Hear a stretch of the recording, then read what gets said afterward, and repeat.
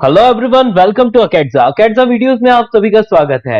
आज हम डिस्कस करने वाले हैं the concept of angle of repose. Angle of repose क्या होता है, तो चलिए डिस्कस करते हैं। Let's say we have an incline plane और ये इंक्लाइन प्लेन हॉरिजॉन्टल से लेट्स से कोई एंगल थीटा बनाता है और इस इंक्लाइन प्लेन के ऊपर हमने क्या कर दिया, एक ब्लॉक रख दिया। This incline plane is rough having coefficient of friction mu और इस ब्लॉक का मास कुछ m ले लेते हैं।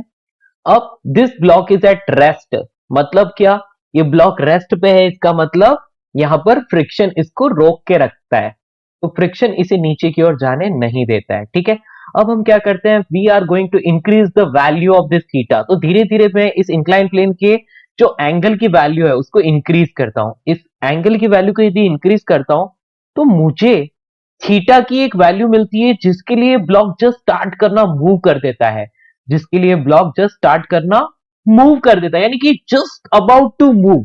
यानी कि जो फ्रिक्शन की वैल्यू, पहले क्या लग रहा था, पहले सिर्फ और सिर्फ फ्रिक्शन लग रहा था ऊपर की ओर और नीचे की ओर क्या लग रहा था, mg sin थीटा। ठीक है, इस तरफ mg cos थीटा और यहां हम बोल सकते हैं नॉर्मल लग रहा था। ठीक है, तो इस वक्त सिर्फ और सिर्फ फ्रिक्शन लग रहा था and that was static friction. लेकिन at this angle, at this value of theta, the block is just about to move, about to move।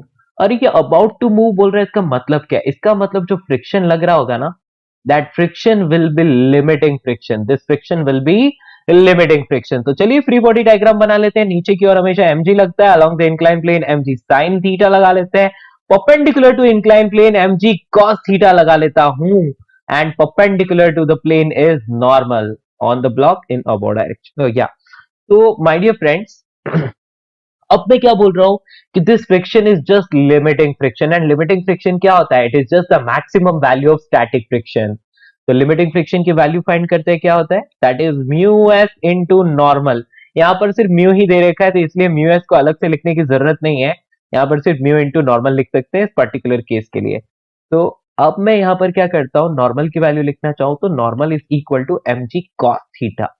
Normal is mg cos theta, क्योंकि perpendicular to incline plane normal को mg cos theta ही balance कर रहा है। सो यहां पर हम लिख सकते हैं limiting friction is mu S into normal, means limiting friction is mu mg cos theta. और यहां पर मैं जानता हूं कि लिमिटिंग फ्रिक्शन क्या होता है, it is the maximum value of static friction and static friction की वैल्यू हमेशा applied force along the plane के बराबर होती है, means we can say it is equal to mg sin theta. अरे यार, ये रेस्ट पर है, इसका मतलब क्या है, ये रेस्ट पर है, इसका मतलब अलोंग द इंक्लाइन प्लेन इस डायरेक्शन में सारे फोर्सेस बैलेंस है। तो नीचे की ओर mg sin थीटा और ऊपर की ओर लिमिटिंग फ्रिक्शन, दोनों एक दूसरे को बैलेंस कर रहे हैं। सो directly I can write what, limiting friction is equals to mu mg cos theta and that will be equal to mg sin theta।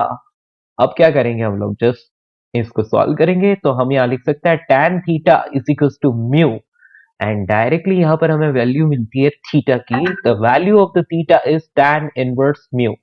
तो this is called angle of repose, this is called angle of repose. ठीक है, आई hope आपको बहुत ही अच्छे से समझ में आया होगा। बहुत ही सिंपल तरीका इसको फाइंड करने का, आपको बस ये डेफिनेशन याद रहनी चाहिए, the value of the angle of inclination theta at which the block just start moving on the incline plane. इस कंडीशन में जो भी एंगल ऑफ इंक्लिनेशन है that is called angle of repose. ठीक है, और फ्रिक्शन किस टाइप का लगेगा इस कंडीशन में, ऑलवेज लिमिटिंग फ्रिक्शन। तो यहां पर आपको बिना सोचे समझे डायरेक्टली लिमिटिंग फ्रिक्शन लिखना है।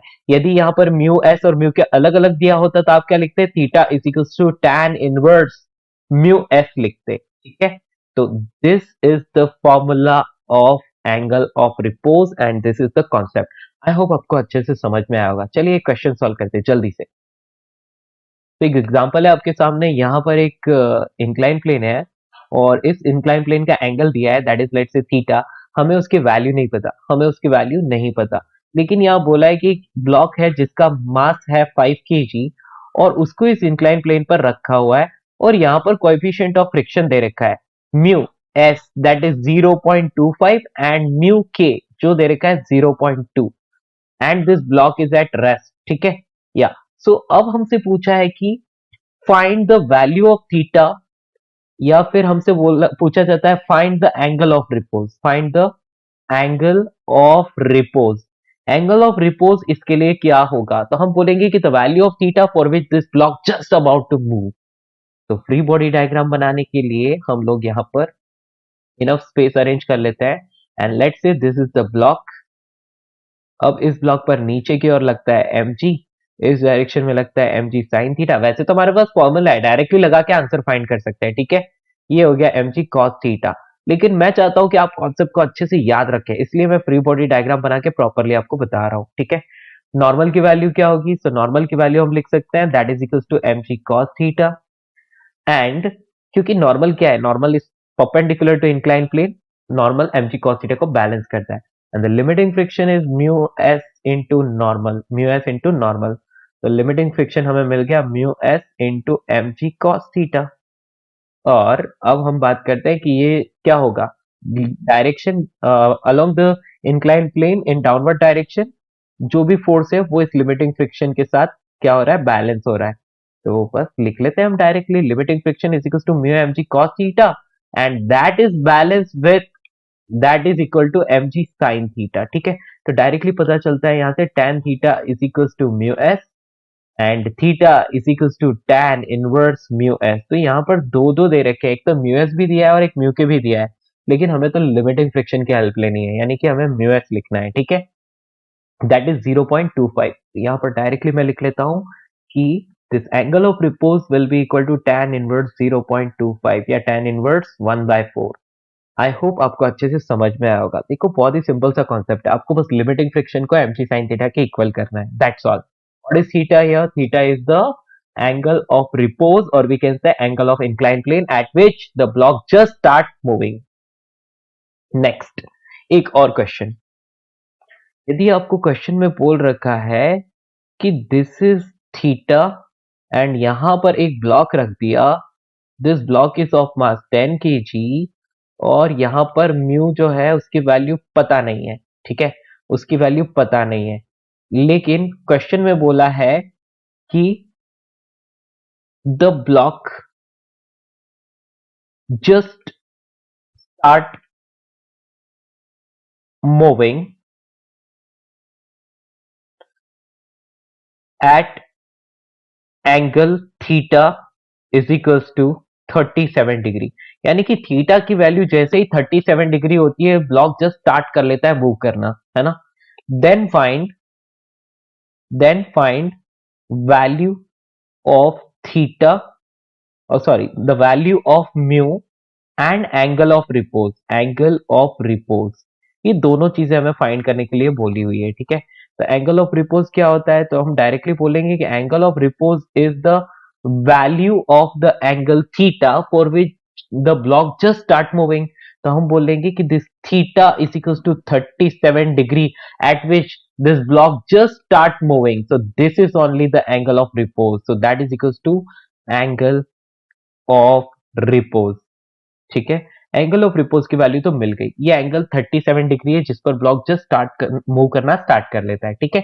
And the value of mu पूछी है, तो यहाँ पर सिर्फ एक ही म्यू दिया है, तो हम डायरेक्टली बोलेंगे angle of repose can be given by theta is equals to tan inverse mu, ठीक है। This is called angle of repose. तो अब यहाँ पर हमें पता है कि म्यू की वैल्यू कितनी हो जाएगी, tan थीटा यानी कि tan 37 डिग्री, और tan 37 डिग्री की वैल्यू कितनी होती है, so mu is equals to tan 37 degree, that is just 3/4. So we got the value of coefficient of friction, that is 0.75. I hope आपको बहुत ही अच्छे से समझ में आया होगा। तो यही है concept of angle of repose. Thank you.